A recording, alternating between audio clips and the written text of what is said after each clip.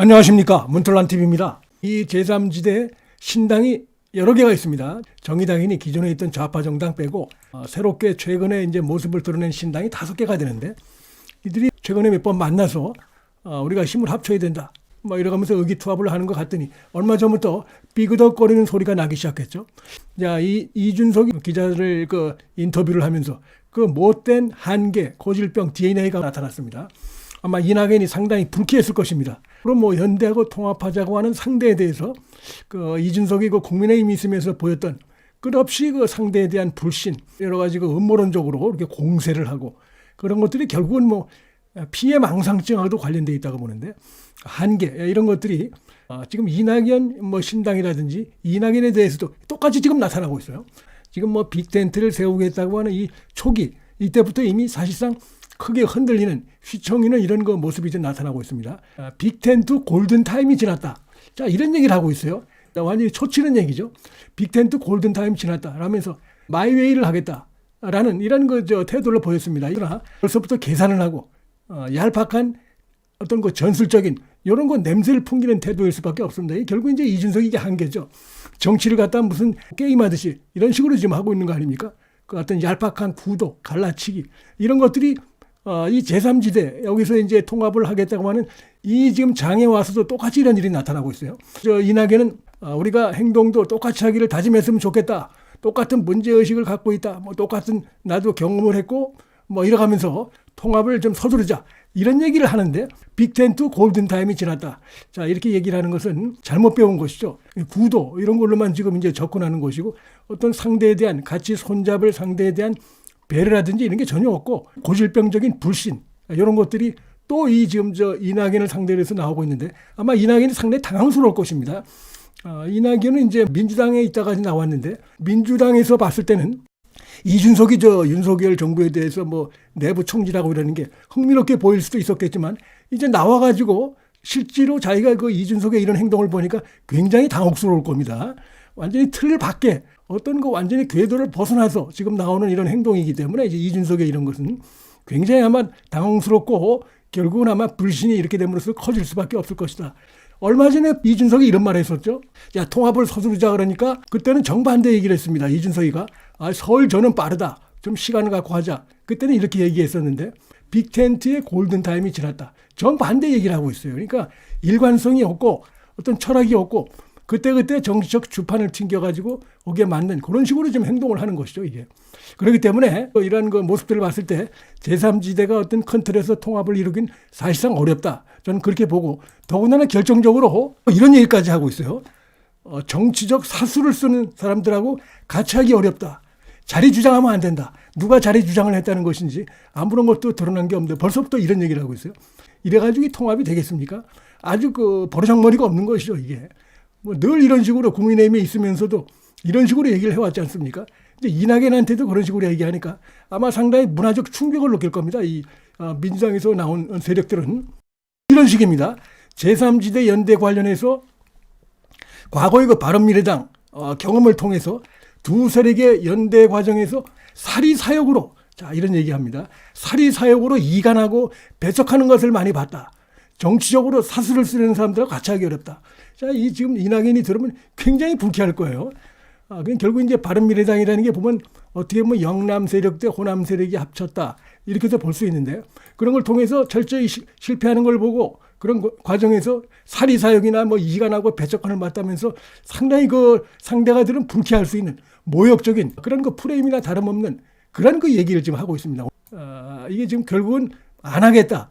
통합 안 하겠다. 이런 뜻도 될 수 있고 또 하나 제3지대에서 뭔가 자기가 좀 주도권을 잡겠다는 이런 걸로 보이는데 이낙연의 입장에서 보면 그게 안 보이겠습니까? 뻔한 것인데 지금은 이제 이런 얘기를 할 때가 아닌데 그러니까 때와 장소를 가리지 못하는 것이죠. 이 정치를 영선이죠. 영선. 배지라는 건 달아본 적도 없고 여기저기 방송에 다니면서 자기가 속한 정부나 당에 대해서 비판하면 언론들이 써주니까 그래서 인지도가 가니까 그 맛에 지금 정치를 하고 있는 것이지 진정한 철학이나 이런 게 없습니다. 지금. 그러니까 이런 얘기를 여전히 지금까지도 또 이 못된 DNA 고질병이 또 터졌다. 그래서 제3지대가 지금 시작부터 흔들흔들하게 되겠다. 이낙연에 대해서 자기는 지금 어디 출마할 건지 얘기도 안 하고 있어요. 이준석인. 과연 지역구 출마할지도 제가 볼 때 두고 봐야 되는데 구체적으로 어떻게 하겠다는 얘기도 없고 비례대표 나갈 가능성도 제가 볼 때는 충분히 있다고 보는데, 근데 이낙연에 대해서는 이재명 피해자니까 나라면 개항을 간다. 인천 개항을 가라. 이런 얘기를 하고 있어요. 이낙연은 상당히 당혹스러울 겁니다. 그동안 출마 안 하겠다. 내가 무슨 배지를 달려고 지금 이러고 있는 게 아니다. 라면서 자기 입장을 분명히 밝혔는데, 같은 당도 아니고 상대당인데 상대당의 어떤 핵심적인 위치에 있는 인물에 대해서 이래라 저래라 개항을 해가라 어디 가라 이런 얘기 자체가 이게 상당히 결례이기도 하고, 이제 사실 여기에 보면은 뭐 광주를 가라 호남을 가라 이러면 또 혹시 얘기가 모르겠는데, 인천 개항을 한 지금 이재명이 이제 그 지역구로 돼 있고 원희룡도 거기 지금 도전하는데, 자 이낙연까지 가라는 뭡니까? 이게 지금 이낙연 씨가 만약 예를 들어서 개항을 간다 그러면 이재명은 땡큐죠. 왜냐하면 구도가 어떻게 되냐면 원희룡, 이낙연 둘이 이재명을 상대로 해서 총선에 나오냐 이런 구도가 돼버립니다. 그리고 소위 말하는 뭐 반민주당, 반 이재명 세력이 갈라지는 것이죠. 표가. 이낙연과 원희룡과 이낙연으로 표가 갈라지기 때문에 이런 식의 구도가 되면 어떻게 됩니까? 이재명이 땡크가 될 수가 있는 것입니다. 그 민주당 세력들은 똘똘 뭉치죠. 이재명 쪽으로. 그러니까 이런 걸 봤을 때 두 가지입니다. 이준석이 머리가 이래서 나쁘다. 이 정치를 갖다가 얄팍한 어떤 그 구도로 해서 이렇게 하다 보니까 어떤 콘텐츠가 사실은 굉장히 부족한 거고, 또 하나는 음모론적인 이런 생각도 있다고 봅니다. 이렇게 해가지고 결국 이게 이재명의 플러스가 된다. 이런 거를 이준석이 계산했다고 하면 아주 질이 안 좋은 것이죠. 이렇게 해서 명분도 없는 것이죠. 이게 이재명 하나 놓고 이낙연, 원희룡이 둘이 가서 붙어가지고 예를 들어서 이재명이 된다. 이러면 이낙연은 어떻게 됩니까? 완전히 개차반 나는 것이고, 총선 이후에 이낙연은 얼굴을 둘 수 없게 됩니다. 그러면 이제 어떤 제3지대에서 자기가 뭘 남아가지고 뭘 하겠다 이런 계산까지 했을 수도 있어요. 제가 볼 때 그런 가능성도 있고, 아니면 즉흥적으로 이런 식으로 해서 그냥 인기 영합적으로 발언한 거일 수도 있는데, 둘 다일 수도 있고, 어쨌든 간에 이낙연 정치를 오래 한 이낙연 입장에서는 당혹스럽고 굉장히 불쾌할 거예요.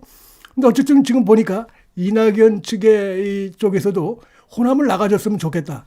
이런 얘기는 저는 할 수 있다고 봅니다. 광주나 이런 데 나가서 지금 민주당이 호남에서 전폭적인 이런 지지를 얻고 있는 건 아니고 민주당에 대한 지지도가 좀 떨어지고 있는 게 사실입니다. 그래서 그들이 이낙연이 나와서 열심히 하고 이낙연 신당이 지금 올라간다 그러면 호남에서부터 지지도가 민주당에서부터 이낙연 신당으로 변화될 가능성이 있어요. 왜냐하면 지난번에 민주당 대선 후보 경선 때 기억하시겠지만 마지막에 제3차 경선할 때 호남에서 이낙연 쪽으로 확 바람이 분 바가 있습니다.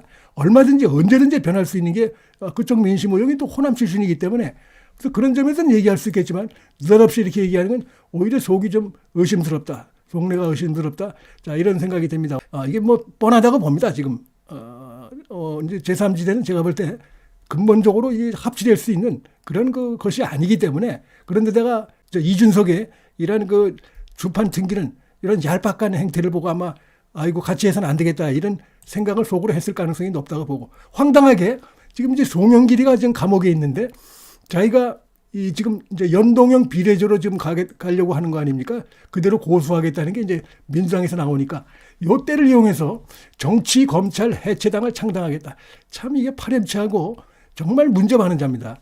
이 586 아주 대표적인 정치인 중에 하나인데, 분명히 법원에서도 이 범죄 혐의가 충분히 소명된다. 증거가 차고 넘친다.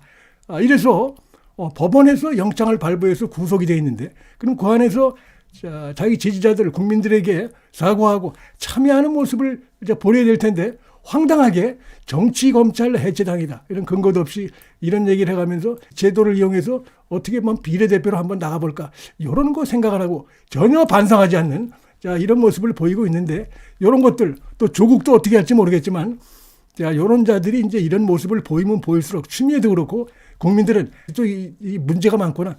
역시 자기 반성 없고 자기 잘못을 인정하지 않은 오만방자한 파렴치한 세력들이구나. 이재명을 포함해서 송영길, 조국 등등 이들에 대해서 국민들이 크게 분노할 가능성이 크고, 이들이 이런 행동을 하면 할수록 총선에서 좌파 세력 민주당에 불리한 결과가 할 수밖에 없다. 저는 그런 생각이 듭니다. 문틀란 TV 여기서 마치겠습니다. 시청해 주셔서 감사합니다.